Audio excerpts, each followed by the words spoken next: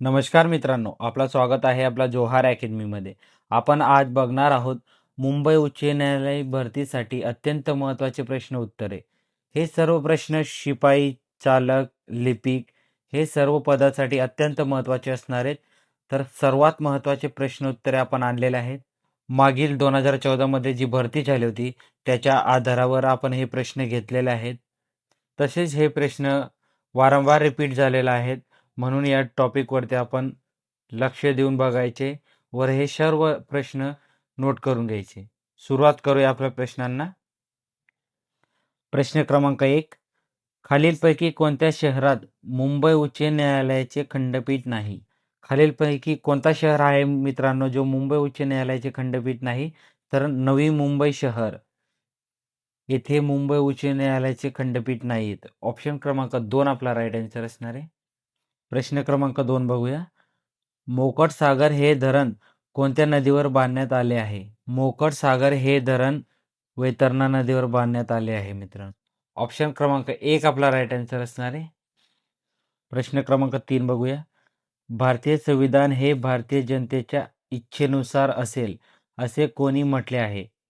भारतीय संविधान हे भारतीय जनतेच्या इच्छेनुसार असेल हे महात्मा गांधी यांनी म्हटले आहे मित्रांनो. ऑप्शन क्रमांक 3 आपला राईट आन्सर असणार आहे. प्रश्न क्रमांक 4.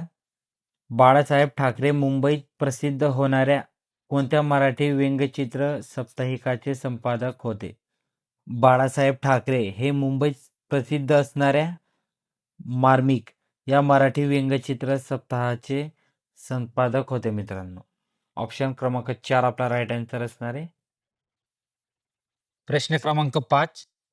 हडप्पा ऐतिहासिक ठिकाण कोणत्या नदीच्या तीरावर वसलेले आहे? तीरावर म्हणजे काठावर मित्रांनो. हडप्पा ऐतिहासिक ठिकाण हे कोणत्या नदीच्या काठावर वसलेलं आहे? हडप्पा हे ऐतिहासिक ठिकाण रावी नदीच्या काठावर वसलेलं आहे मित्रांनो. ऑप्शन क्रमांक 4 आपला राईट आन्सर असणार आहे. सर्व प्रश्न हे अतिमहत्वाचे आहेत मित्रांनो, तर नोट करून घ्यायचे. परीक्षेला जाताना फक्त एकदा रिव्हिजन करून द्यायचे. हमखास तुम्हाला हे प्रश्न 2 ते 3 मार्क देऊन जाऊ शकतात. प्रश्न क्रमांक 6 बघूया. न्यायालयाच्या कलमात समन्स म्हणजे काय? न्यायालयाच्या कलमात समन्स म्हणजे न्यायालयात हजर राहण्याचा लेखी आदेश, याला समन्स असे म्हणतात मित्रांनो. ऑप्शन क्रमांक 3 आपला राईट आन्सर असणार आहे. प्रश्न क्रमांक 7 बघूया. महाराष्ट्रातील लोकहितवादी म्हणून कोणत्या समाज सुधारकाला ओळखले जाते? लोकहितवादी म्हणून गोपाळ हरी देशमुख या समाज सुधारकाला ओळखले जाते मित्रांनो. ऑप्शन क्रमांक 4 आपला राईट आन्सर असणार आहे. प्रश्न क्रमांक 8. राज्याच्या महाधिवक्ता ॲडव्होकेट जनरल याची नेमणूक कोण करतात? राज्याच्या महाअधिवक्ता याची नेमणूक राज्यपाल करतात मित्रांनो. ऑप्शन क्रमांक 2 आपला राईट आन्सर असणार आहे.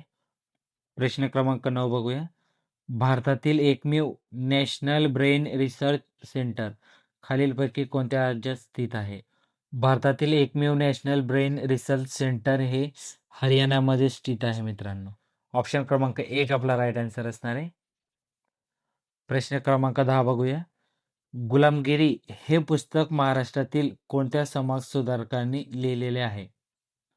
गुलामगिरी हे पुस्तक महाराष्ट्रातील महात्मा ज्योतिबा फुले या समाज सुधारकांनी लिहिलेले आहे मित्रांनो. ऑप्शन क्रमांक 3 आपला राईट आन्सर असणार आहे.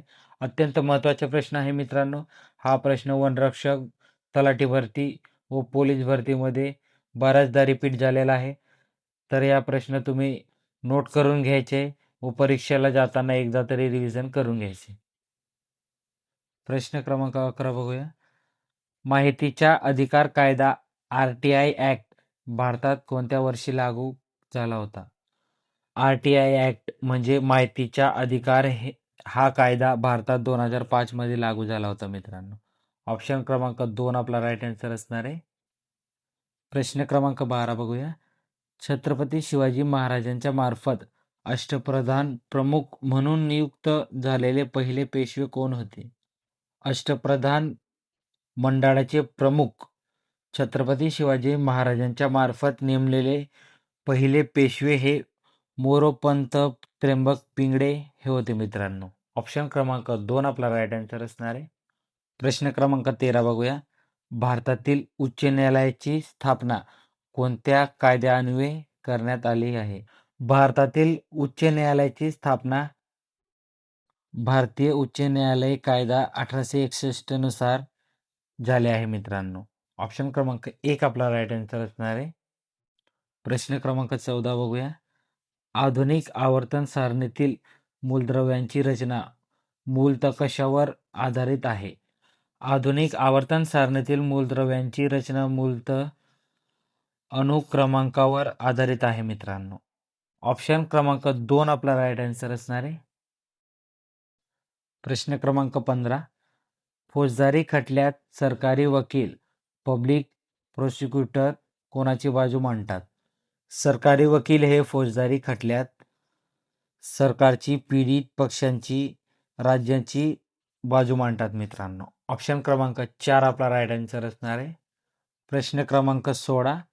शेकरू हा महाराष्ट्र राज्याचा राज्य प्राणी प्रामुख्याने कोणत्या वन्यजीवन अभयारण्यामध्ये आढळतो? हा एकच प्रश्नामध्ये 2 प्रश्न बनतात मित्रांनो, तर लक्ष देऊन बघायचे.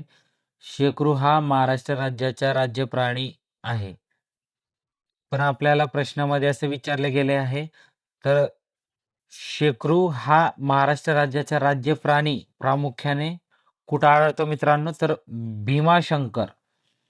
भीमाशंकर या वन्यजीवन अभयारण्यामध्ये महाराष्ट्राच्या राज्य प्राणी शेकरू आढळतो मित्रांनो. ऑप्शन क्रमांक 2 आपला राईट आन्सर असणार आहे. पुढचा प्रश्न बघूया मित्रांनो. प्रश्न क्रमांक 17. कथ्थक हे लोकप्रिय लोकनृत्य भारताच्या कोणत्या राज्यात प्रसिद्ध आहे?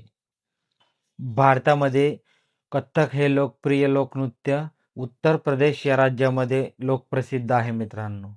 ऑप्शन क्रमांक 4 आपला राईट आन्सर असणार आहे. प्रश्न क्रमांक 18 बघूया. भारताच्या घटना समितीचे पहिले अधिवेशन केव्हा झाले? किंवा भारताच्या घटना समितीचे पहिले अधिवेशन केव्हा भरले मित्रांनो? 9 डिसेंबर 1946 रोजी भारताच्या घटना समितीचे पहिले अधिवेशन हे भरले होते मित्रांनो.